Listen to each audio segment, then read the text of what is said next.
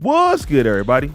It's your boy, O'Shea Duke Jackson, back at it again with another episode of The Celebrity Junk. Yesterday on my main channel, I weighed in on Tariq Nasheed and what he had to say about the Fresh and Fit debacle. And today, I'm going to be weighing in on the African Diaspora Network, or the Philip Scott Show, and what he had to say about the Fresh and Fit. And again, I want to just give props to where it's due, because we only live once, right? I worked with the African Diaspora Network for almost a year and a half, 2 years, as I was going into the celebrity niche. And I always want to thank Brother Phil Scott for, there were certain things about the business that he showed me that I was able to implement to get to the level that I'm at today. And then whenever I get a chance to shout him out on that, I like to always give credit to where credit is due, no matter, if I'm still working with him or not, because that was one of the reasons why I became successful in this niche. So I do want to always give him props. And Phil Scott is an OG in the black YouTube space, even older than me. Guys like him, Tommy, Tariq, been around for a long time. And just like me and him, we've both seen a lot of people come and go in this business, right? And we've seen a lot of guys get hot, a lot of guys get cold, a lot of guys lose their channels, a lot of guys even like EDP445, right?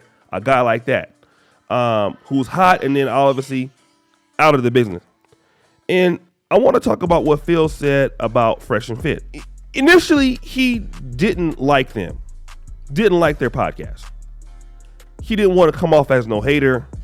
And me, I'm more or less in the manosphere. So when I saw those guys, I saw them be successful. I saw Kevin collaborating with them.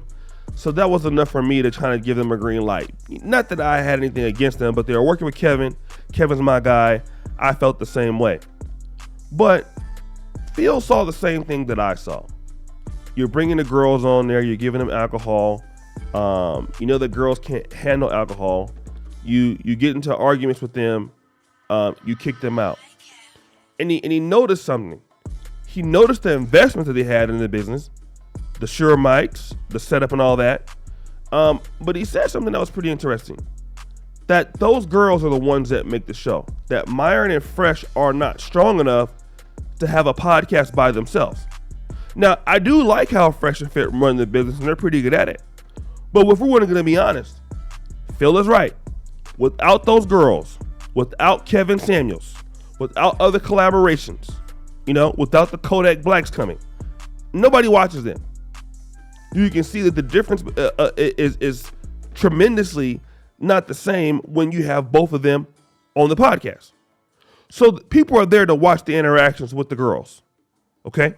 And Phil talks about specifically about this, them calling these black women, for example, night riders. You're not down for the brown. And it's going to take it in the same direction that kind of Tariq Nasheed took it. Number one, Myron is what we would call an Arab, or a black Arab. Fresh is from Barbados. He says, listen, that kind of commentary, night riders, that sounds like a white supremacist term, okay? And he said, I can tell you why it's white supremacy, because let's look at Sudan itself. Sudan has black slaves.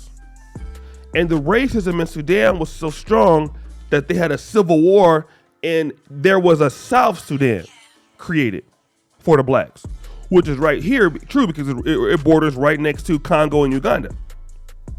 Okay? So that element of just not having an issue with black women is not just against black women, it's against black people. And the sidekick, who is Fresh, it's not really so concerning with him. He does anything that Myron does. He can't think for himself. But I want to talk about the YouTube business, right? Because a lot of us don't understand about, being humble. I know I talk trash here about this and, some things about, making a good living here online, but I am humble. I operate the business in a really safe way, okay? Because in this business, you can be here today, you can be gone tomorrow, and guys like Fresh and Fit, with the DC and DMCA claims and the copyright claims, things like that, this is the first time they've ever had real big money in their life. And it shows in their commentary. Some guys don't know how to handle money. I tell guys all the time, you're gonna see who you are on YouTube. That's the thing what Phil said. The internet has allowed lame dudes to have a voice. And he called them lame. So he always thought they were lame, always felt they were lame. But that's what you're gonna get here. Okay? It's important for you to know that a lot of these guys, once they start getting money on YouTube, who they are really shows. At first, they're humble guys when they want to work with you. But then when they start getting 300,000 subscribers, the checks start coming in, $40,000 a month, $50,000 a month, $100,000 a month. Now you're able to get girls you were never able to get before. That's when the difference starts. Because a lot of these guys were not able to do that before. They're not able to have these women. They're not able to have these people look up to them because there were nobodies in real life. There's nothing that they really achieved. Now, Myron, he did work for, Homeland Security, which is not a bad achievement in itself. But you can see how they are by the way they treat people. And the reality is that in their home countries, with their own people, they can't achieve anything. And I'm not trying to talk bad about Africa or bad about anybody, because I love Africa, right? But then when you want to come to America and work with in the black spaces, and you're not down with the brown, well, bro, what is it that you could achieve with your people? We all know what you could achieve with your people in Sudan. Nothing, for the most part. That's why you had to come to the United States. Not that others can't achieve things in Sudan, because they can. There are many people in Sudan who are wealthy, people who are doing very good. Myron couldn't. There are people in Barbados and Trinidad that are doing very well. Fresh couldn't. So you come into the African American dominated spaces, which is the hip hop arena, entertainment arena, and certain elements, and you want to diss the same people that you're actually trying to be a part of, you want to compete with. They didn't have any problems trying to work out and reach out with black YouTubers. Like, if you look at most of the people that they work with, outside of guys like Rollo Tomasi and some white guys here and there, the people who bring the real views on their show are always the black people. Michael Blackson, Kodak Black, Kevin Samuels. Those are the guys who bring the real big numbers to their show. The guys who bring the numbers to their show, the Asian dolls, are the African American audience. But these are the people you're talking about. And I'm glad that Brother Phil, called it out, because let me tell you something. We would never be able to go to Sudan, set up a podcast there, and then say, we don't date your women because X, Y, and Z. They would kick in the door, cut the podcast off, arrest you, beat you, or even worse. That's one thing about other groups of men. You can't go to Barbados and talk about Barbados women. They're going to allow you to do that. The problem is that as African Americans, we don't own America. So our hands are kind of tied. But that's what's allowed. You get guys coming from countries in which they're largely unsuccessful. They come to America because they were not doing well wherever they were at in many cases.